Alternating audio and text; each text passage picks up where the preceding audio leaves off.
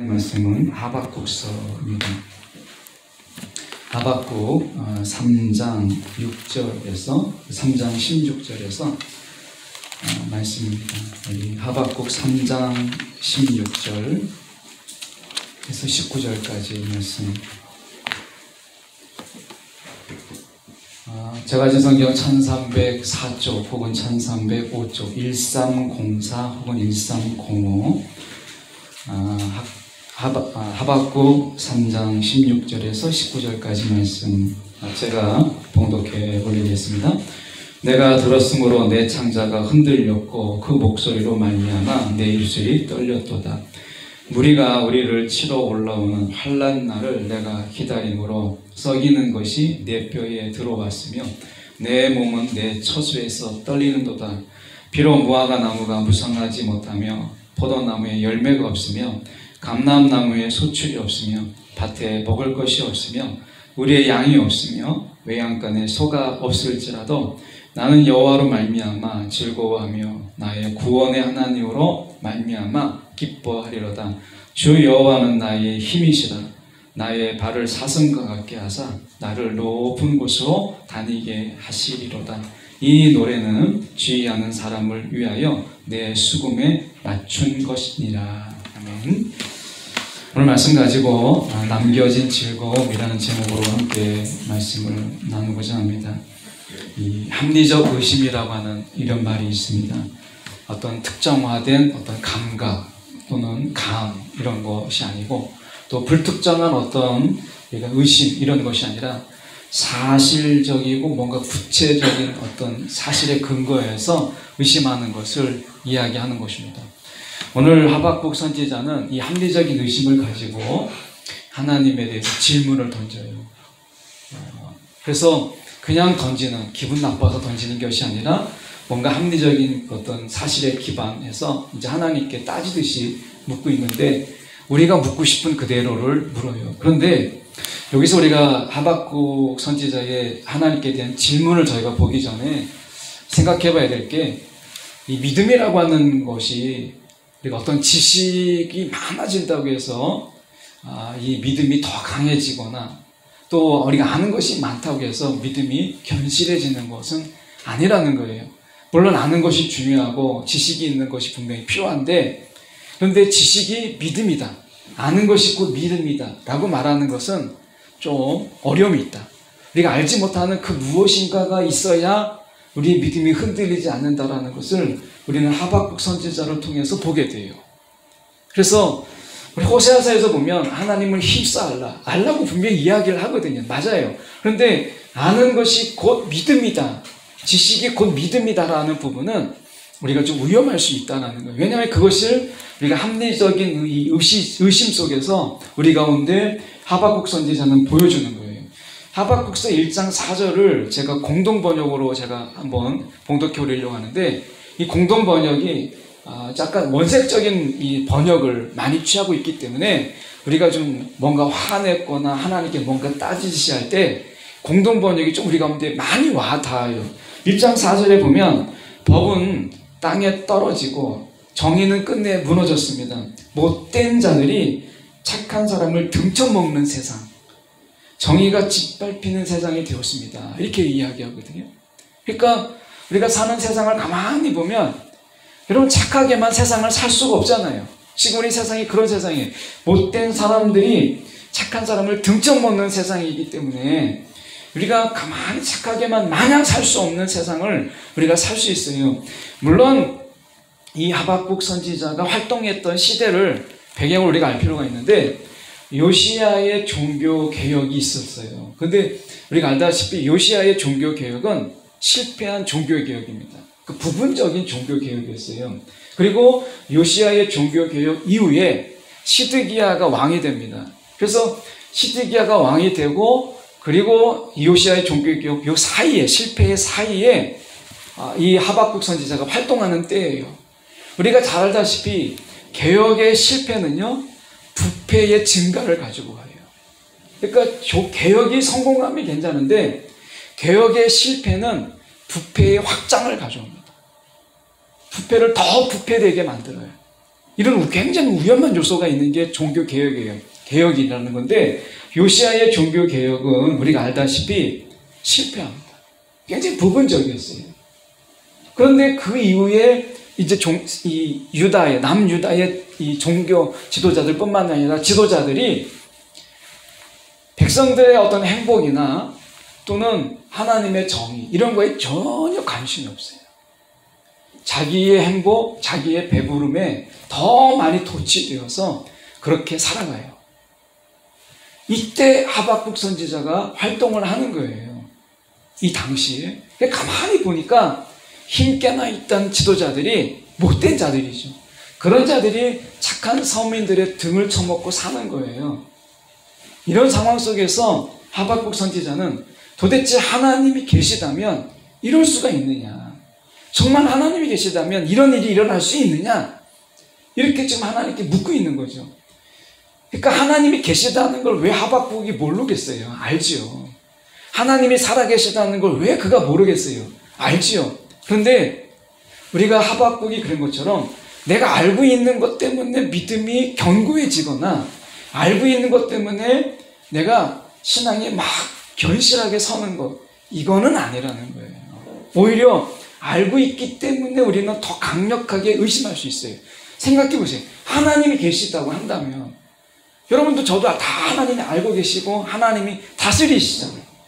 그런데 어떻게 세상에 이런 일이 벌어지고 있어요?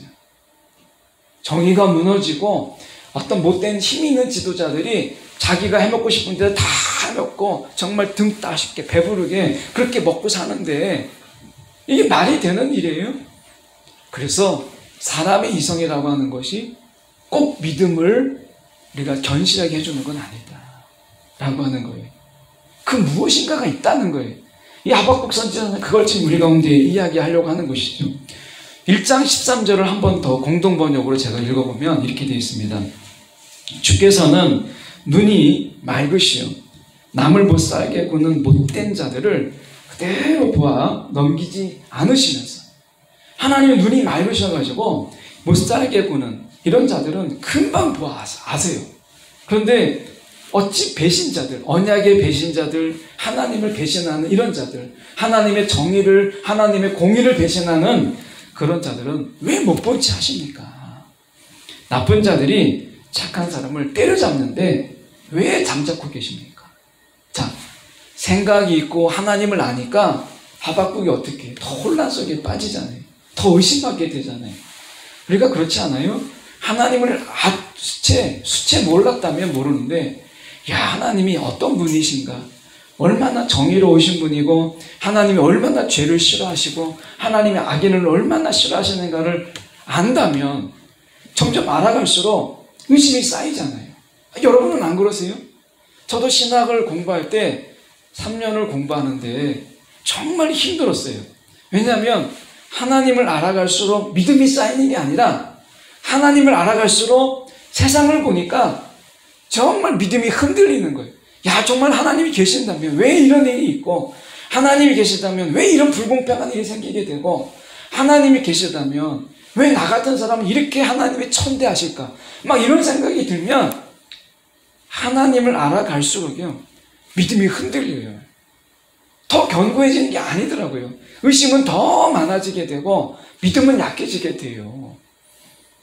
여러분은 안 그러십니까? 성경 공부하고 뭔가 성경을 읽어가고 하나님을 알아갈수록 야, 내 믿음이 막 튼튼해지면 좋은데, 설교를 듣고 하나님은 알아가는데 하나님을 향한 믿음은 더 약해지잖아요. 이게 우리의 현실이에요. 그럼 하박국은 어떻게 그 믿음을 지켰는가? 이런 어떤 의심 속에서 이 부분을 하박국은 우리 가운데 이야기해주고 있어요. 그 부분을 저희가 좀 찾아가 보려고 해요. 마태복음 8장 24절과 25절의 말씀은 잘 알고 있는 말씀이에요. 그냥 내용만 잠깐 제가 말씀드릴게요. 바다에 큰 놀이 일어나서 배가 이제 물결에 덮이게 되고, 그런데 예수님은 주무시고 계시는 거예요. 그럴 때 제자들이 너무나 힘들어하고 자기를 살려달라고 아우성을 칩니다. 너무 잘 알고 있는 본문이죠. 거기에는 이 뱃사람으로 잔뼈가 굵은 베드로도 있었고 다른 사람들도 있었어요. 어부 출신의 사람도 있었잖아요.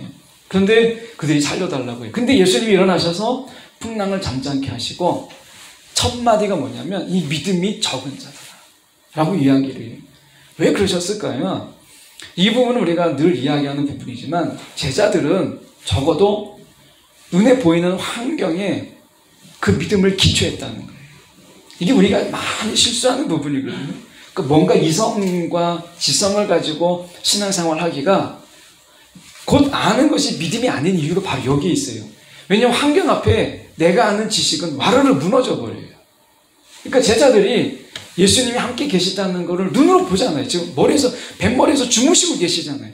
지금 멀리 떨어져 있는 것도 아니고. 근데 예수님이 함께 계신다. 눈으로 보았고 알고 있는데도 불구하고 풍랑이 막 일어나서 배가 막 잠기게 되고 물이 쳐들어오고 이렇게 됐을 때 배가 이제 가라앉을 것 같은 거예요. 그럴 때 그들은 의심이라고 하는 거, 믿음이라고 하는 건 다 잊어버리고 예수님이 어떤 분인가도 다 잊어버려요. 사람이 알고 있다라고 하는 것이 얼마나 무기력한가를 제자들이 보여주는 거예요. 그때 예수님이 말씀하죠. 이 믿음이 적은 자들. 이 말이 뭐겠어요?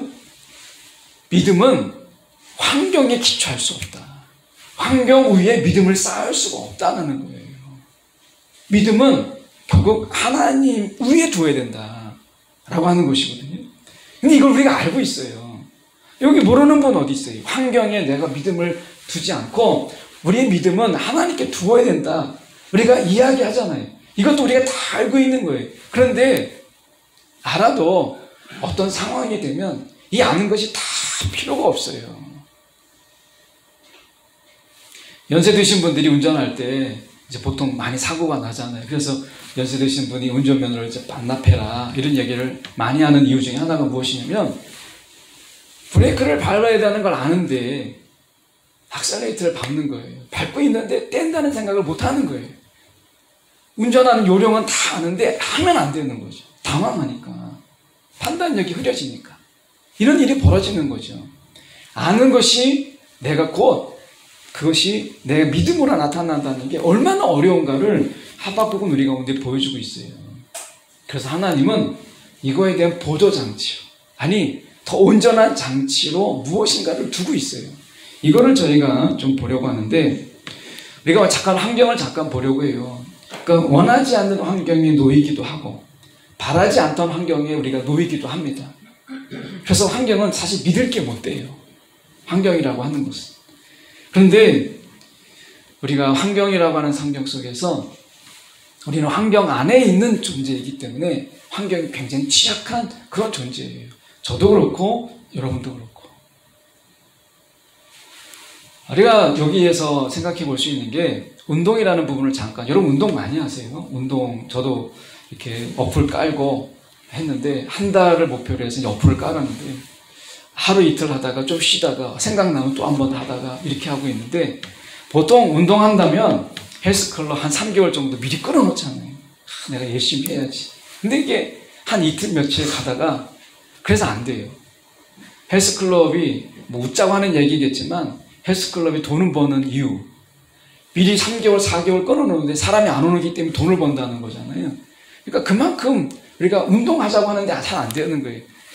얼마 전에 그 방송에서 그러니까 뉴스에서 보니까 사람이 정말 사고 나서 3일 있다가 바로 후회하는 3가지 이게 나왔더라고요. 사람이 사놓고서 3일 있다가 바로 후회하는 3가지가 있는데 1위가 뭔지 아십니까? 그 러닝머신이에요. 야, 내가 운동해야 되겠다고 딱 사다 놨는데 하루 이틀 딱 열심히 다니다가 그 다음부터는 옷걸이가 되는 거. 옷을 걸어놓고 가방도 걸어놓고 이제 옷걸이가 되는 거죠. 다들 한번 뭐 저야 이제 러닝머신이 없으니까 러닝머신 있는 분 집에 다 가보면 가방 걸려있죠. 옷 걸려있죠. 거기가 다 옷걸이가 되어 있는 경우가 참 많아요. 그러니까 그렇다는 거예요. 그러니까 뭔가 불편함을 줘야 돼요. 편리함이라고 하는 것은 우리 가운데 병들게 하는 거예요. 계속해서 편리함을 추구하면 어딘가 병이 되어요. 불편함을 추구하는 것이 건강함이에요. 여러분 신앙의 부패가 어디서 오느냐? 다른 데서 오는 게 아닙니다. 편리함에서 와요. 여러분 기도도 그래요. 저도 이제 한 8년 정도나 9년 정도 제가 계속 이렇게 무릎 꿇고 기도를 했어요. 그래서 이제 뭐 1시간, 1시간 반도 해보고 2시간도 해보고 했는데 한 8년, 9년을 하니까 무릎이 이상이 오더라고요. 그리고 지금은 제가 당뇨랑 같이 있다 보니까 늘 병원에서 이 관절에 관한 경고를 줘요. 그래서 무릎을 이렇게 하다 보면 한 번은 제대로 걸을 수 없을 정도로 이렇게 된 거예요. 그래서 이제 지금은 제가 앉아서 하는데, 앉아서 하다가 우리가 기도는 뭐 앉아서 하는 것도 기도고 누워서 하는 것도 기도고 자빠져서 하는 기도도 다 기도잖아요. 그런데 내가 계속 편하려고 하는 기도는요, 약점이 있어요. 기도에 집중하기가 어려워요. 근데 좀 불편하잖아요. 그러면 기도에 좀 집중력이 생겨요. 불편하기 때문에 가질 수 있는 유익이 있어요. 신앙이 그런 거예요. 이 남유다의 지도자들이 왜 부패했느냐? 다른 거 아닙니다. 시대를 따라가면 편리해요. 시대의 흐름을 따라가면 편안한 거예요. 이 편리함과 편안함을 쫓아가니까 그들이 부패한 거예요. 하나님의 뜻을 따른다라고 하는 것은 시대를 역행해야 되는 거예요. 이게 불편함이거든요. 근데 그게 영적인 삶이에요. 그런데 이 남유다의 지도자들이 왜 부패했느냐? 죄성을 따라가는 것. 여러분, 그것만큼 인간에게 쾌락을 주는 게 없어요. 내가 편리함을 쫓아가고 죄가 하자고 하는 대로 다 하고 육체가 하자는 대로 다 따라가면 여러분 얼마나 편안한지 몰라요. 먹고 싶을 때 먹고 자고 싶을 때 자고 하고 싶은 대로 다 하면 편하죠. 근데 건강은 어디선가 이상신호가 오게 돼 있어요. 그런데 운동이라는 건 뭐예요? 내가 차가 없겠습니까? 자전거가 없겠습니까? 그런데 걷고 뛰는 거죠. 내가 불편함을 취하는 거예요. 이것 때문에 내가 건강해지는 거예요. 이게 신앙도 그대로 마찬가지예요. 여러분, 신앙 안에서 불편함을 취하세요. 내가 편리함보다 조금 불편함을 취하면 그만큼 내가 영적으로 건강해지는 거예요. 그래서 여러분, 우리가 말씀하시는 게 바로 그건데요. 오늘 말씀 속에서 제가 잠깐 돌아가서 저희가 본문을 잠깐 보겠습니다. 3장 16절을 저희가 이런 배경으로 본문에 돌아가서 보려고 하는데, 3장 16절은 번역이 좀 어렵게 되어 있어요. 그래서 제가 세 번역으로 제가 봉독해 올릴 테니까 여러분은 성경을 한번 보시고 참조해 보시고 비교해 보시기 바랍니다. 제가 세 번역으로 봉독합니다. 그 소리를 듣고 나의 창자가 뒤틀린다. 그 소리에 나의 입술이 떨린다. 나의 뼈가 속에서부터 썩어 들어간다. 나의 다리가 후들거린다. 그러나 나는 우리를 침략한 백성이 재난 당할 나를 참고 기다리겠다. 이렇게 되어 있습니다. 요는 그겁니다. 두 가지 환란이 나와요. 여기 본문에서. 하나는 바벨론입니다. 여기 성경에 나와 있는 물이라고 하는 것은 바벨론을 이야기해요. 바벨론에 의해서 남유다가 패망합니다. 이게 하나님의 징계죠. 이 첫 번째 환란이에요. 두 번째 환란은 그 바벨론이 하나님이 허용하신 것보다 더 많이 잔인하게 잔혹하게 남유다를 짓밟아요. 이것 때문에 하나님이 바벨론을 무너뜨리죠. 이게 두 번째 환란이에요. 두 환란이 나오는데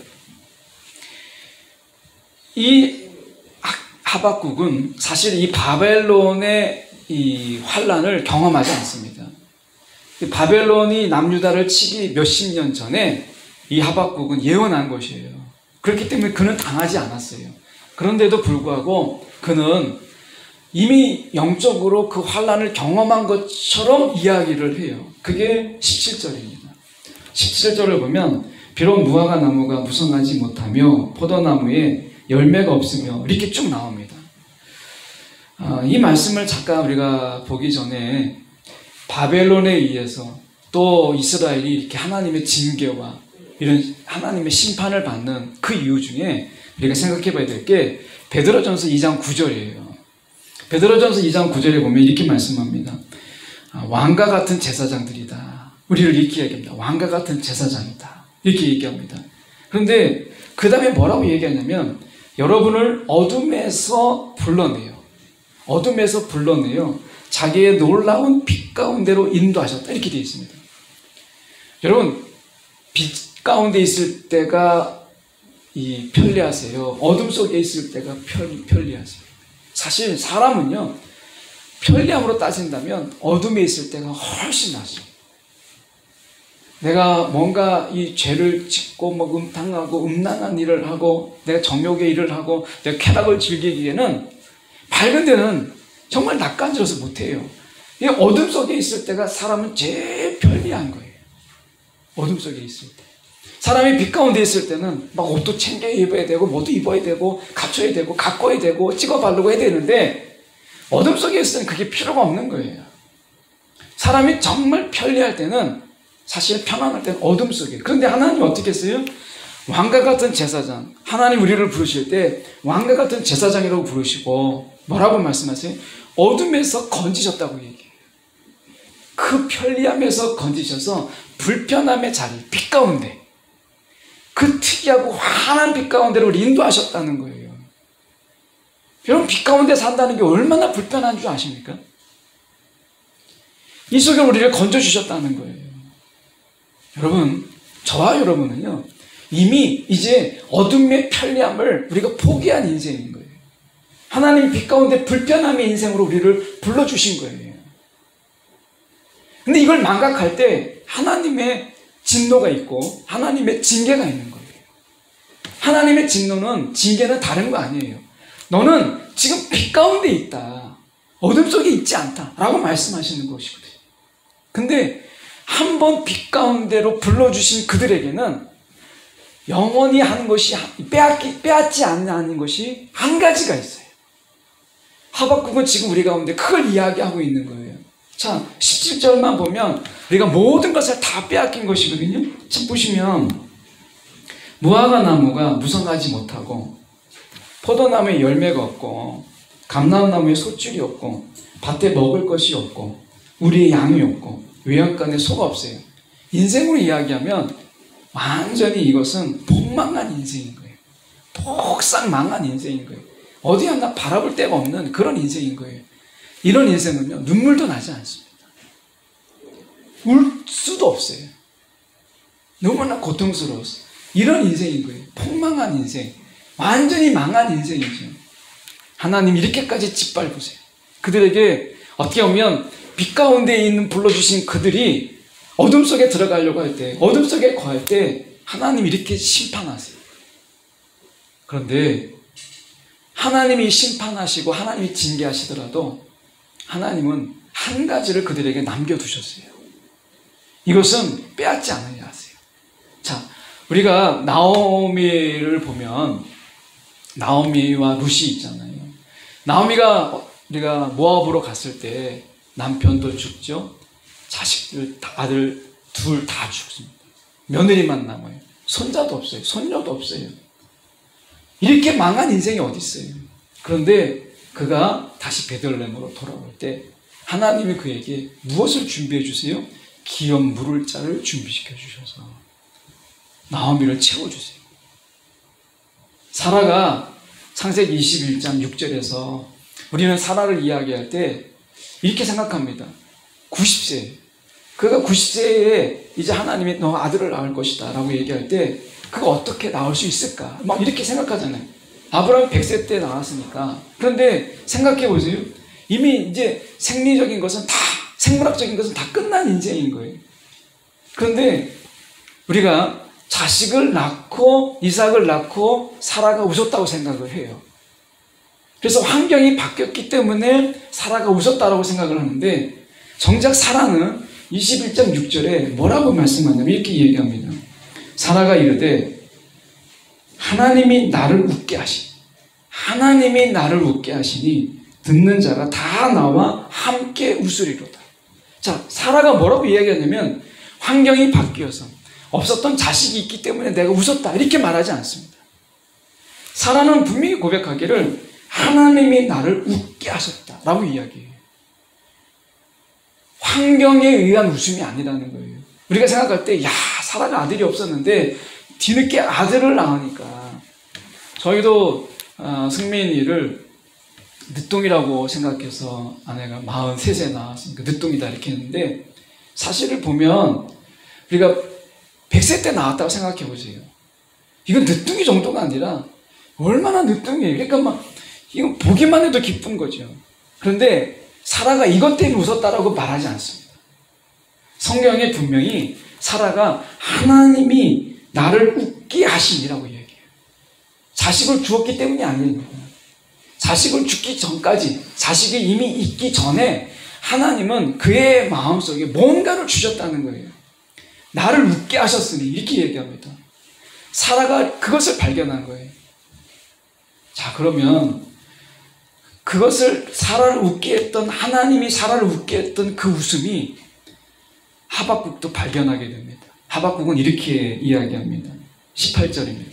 18절을 보시면 이렇게 말씀합니다. 나는 여호와로 말미암아 즐거워하며, 이렇게 되어 있습니다. 여호와로 말미암아 즐거워하며, 이렇게 되어 있죠.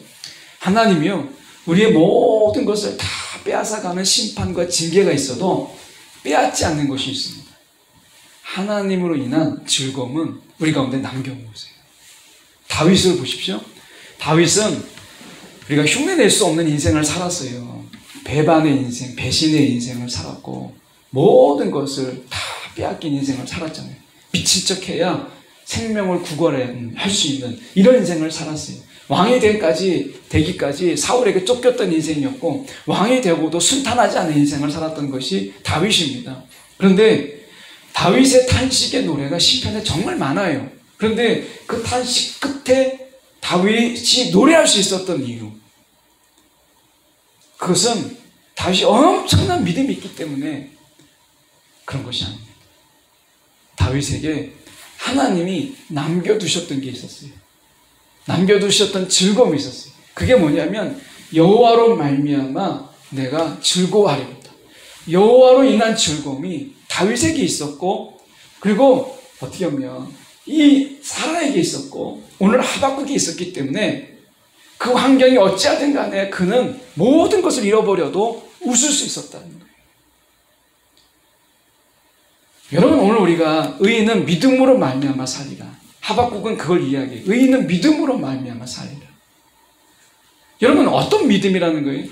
내가 모든 것을 다 잃어버려도 내가 하나님으로 인한 즐거움은 하나님이 빼앗지 아니하신다. 우리 가운데 그것을 남겨두시는 하나님. 이걸 안다면 다윗이 원수들 가운데 둘러싸여 있고 자기 생명의 위협을 받는다고 막 한탄하고 탄식하는 가운데 마지막에 그가 찬양의 노래를 부를 수 있었던 이유가 무엇이냐? 여호와로 인한 즐거움이 그에게 있었기 때문에 그렇다는 거예요. 하박국도 마찬가지입니다. 19절에 보십시오. 19절에 보시면 주 여호와는 나의 힘이시라 라고 이야기하면서 19절 하반절에 이렇게 얘기합니다. 이 노래는 주의하는 사람을 위하여 내 수금에 맞춘 것이다 라고 얘기합니다. 지금 모든 것을 잃어버리고 그리고 땅에 소출도 없이 모든 폭망한 인생인데 하박국이 노래를 하기 시작해요. 막 정신이 이상해져서 막 미쳐서 그런 게 아닙니다. 하박국이 노래를 해요. 이 여기서 이야기할 때 수금에 맞춘 것이다라고 하는 것은 기도는 기도인데 노래가 있는 기도예요. 지금 우리로 얘기한다면 곡조가 있는 기도, 찬양을 그런 거거든요. 찬양을 불렀다는 거예요. 다윗이 그랬고 하박국이 그랬다는 거예요. 말씀을 보면 이렇게 우리가 생각해 볼 수 있습니다. 하나님이 마지막에 남겨놓으신 게 뭐라고 해요? 하나님으로 인한 즐거움은요, 우리 가운데 빼앗지 않으려 하십니다. 웨스트민스터의 인생의 삶의 목적을 이야기할 때 두 가지를 이야기를 해요. 하나는 여호와를 영화롭게 하는 것이에요. 그런데 또 하나가 중요합니다. 저는 첫 번째보다 두 번째가 때로는 더 중요하다고 봐요. 두 번째가 뭐냐? 하나님으로 인하여 하나님과 더불어 영원토록 즐거워하는 거예요. 이게 인생의 목적으로 주셨어요. 하나님, 우리에게. 그런 하나님이 하나님으로 인한 즐거움을 왜 빼앗아 가시겠어요? 하나님으로 인한 즐거움은요, 우리 가운데 그대로 남겨두세요. 이거는 빼앗지 않으십니다. 욥이 하나님이 자식을 다시 주시고 재산을 다시 주시고 했기 때문에 욥이 찬양한 게 아닙니다. 욥은 그 전에 하나님을 찬양해요.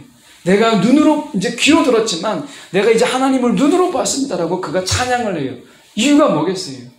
욥 안에 모든 것을 앗아가셨지만, 허용하셨지만 욥에게 무엇을 남겨두셨어요? 하나님으로 인한 즐거움은 욥에게 남겨두셨다는 거예요. 여러분, 우리는 왕과 같은 제사장들이에요. 어둠에서 빛 가운데를 건짐을 받은 자들이에요. 우리는 하나님이 모든 것을 심판하실 때에도, 징계하실 때에도 하나는 빼앗지 않으세요. 하나님으로 인한 즐거움, 이것을 남겨두세요. 그래서 우리는 어떤 환경에 있을 때 찬양할 수 있는 힘을 주세요. 그게 다윗이었고, 근데 그 찬양한 대로 내가 하나님을 높이고 하나님을 노래했더니 다윗의 환경을 바꾸셨어요. 사라가 하나님이 나를 웃게 하셨다라고 했을 때 이 이삭을 얻었기 때문에 그 웃었다는 게 아니라 하나님이 그 속에서 하나님으로 인한 즐거움을 그에게 주셨기 때문에 그가 하나님을 찬양하고 노래했더니 하나님이 자식을 준 거예요. 자식을 주어서 찬양한 게 아니라 찬양을 했더니 자식을 주신 것이죠. 하박국도 마찬가지입니다. 하박국도 하나님이 이스라엘을 회복하실 때 찬양이 있은 다음에 이스라엘의 회복이 있어요. 여러분, 우리 가운데 회복을 원하십니까? 예수님께서 이 땅에 오셔서 하신 일이 무엇일까 가만히 돌아보면 예수님께서 귀신을 내어쫓고 병자를 고치고 귀머거리가 소리를 듣게 하고 눈먼 자가 눈을 보게 하셨어요. 이런 모든 일들이 왜 하셨을까요? 한마디로 이야기하면 일상의 회복이에요. 눈이 보이지 않고 걸을 수 없고 또 들을 수 없는 사람들이, 또 귀신에 사로잡혀서 공중 무덤에 사는 자들이 어떻게 일상을 살아갈 수 있겠어요? 살아갈 수 없는 그들에게 일상을 살아갈 수 있도록 하나님이 하신 것이에요. 특이하고 기적적인 일들을 통해서 하나님이 그들에게 일상을 회복시켜 주셨지만 천상을 살아가도록, 하늘에 막 꿈꾸듯이 살아가도록 그렇게 하지 않으셨어요. 일상으로 다시 돌아가게 하셨어요. 근데 하나님, 예수님께서 그들의 일상으로 돌아가게 하시는 가운데 달라진 게 하나 있어요. 찬양이 있는 일상으로 돌아가게 하신 거예요. 우리는 똑같은 세상 사람들과 예수 믿었다고 막 특별한 인생을 사는 거 아닙니다. 여러분, 코로나19가 알려준 하나의 은혜가 있잖아요. 그게 뭐겠어요? 우리 가운데 일상의 감사. 오늘 저희가 5월 첫 주 들어서 이제 물론 지난주부터 이렇게 예배를 드리지만 오늘 1부 예배 때, 2부 예배 때 지금 교육부서가 이제 3층과 2층에서 예배를 드려요.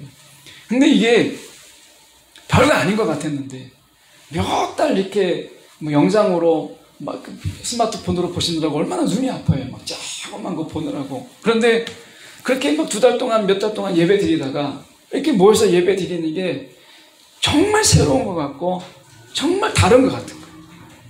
일상이라는 게 그런 거죠. 코로나19가 알려준 게 뭐겠어요? 일상에 대한 감사, 잃어버렸던 거. 가족이 모이고 뭔가 사랑하는 사람들이 같이 모여서 식사를 한다는 거. 이런 것들이 얼마나 감사한가. 우리가 봄맞이인데 제가 며칠 전에 여기 불암산에 철쭉동산이라는 게 있어서 처음 가봤어요. 이 동네를 그렇게 살았어도 처음 이제 봤는데 거기 갔다 왔는데 여러분, 봄을 몇 번이나 맞이할 수 있겠어요?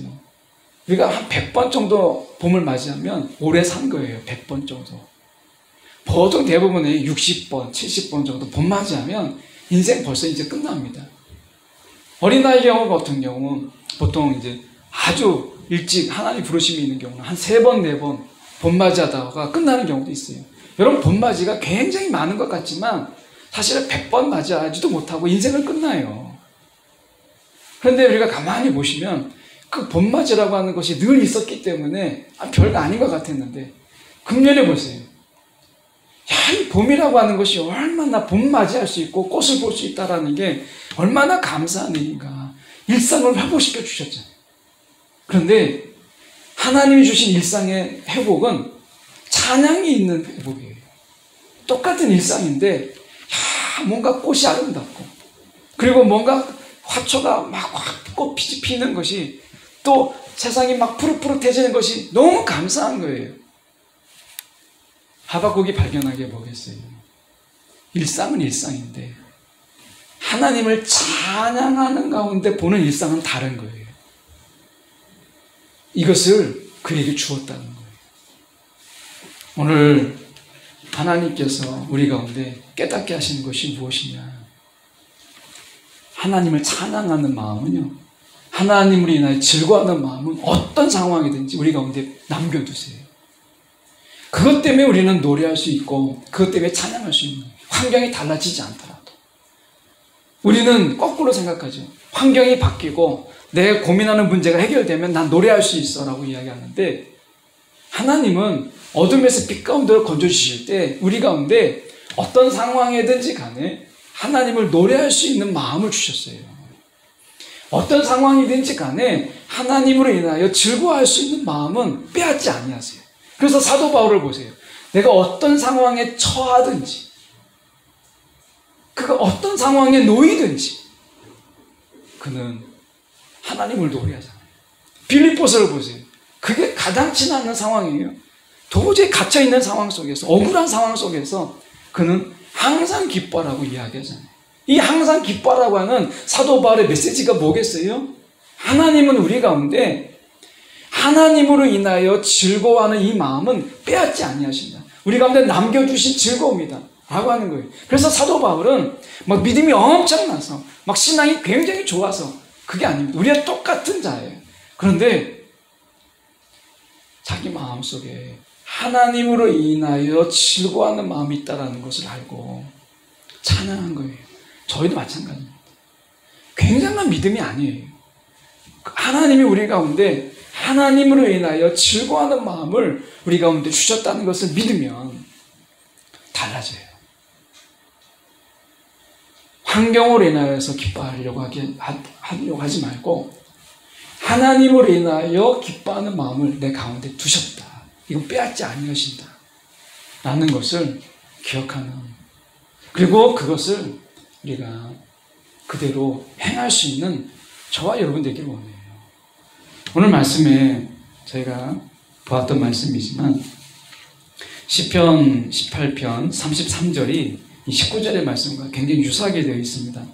이렇게 되어 있습니다. 하나님께서는 나의 발을 암사슴의 발처럼 빠르게 만드시고 나를 높은 곳에 안전하게 세워주신다.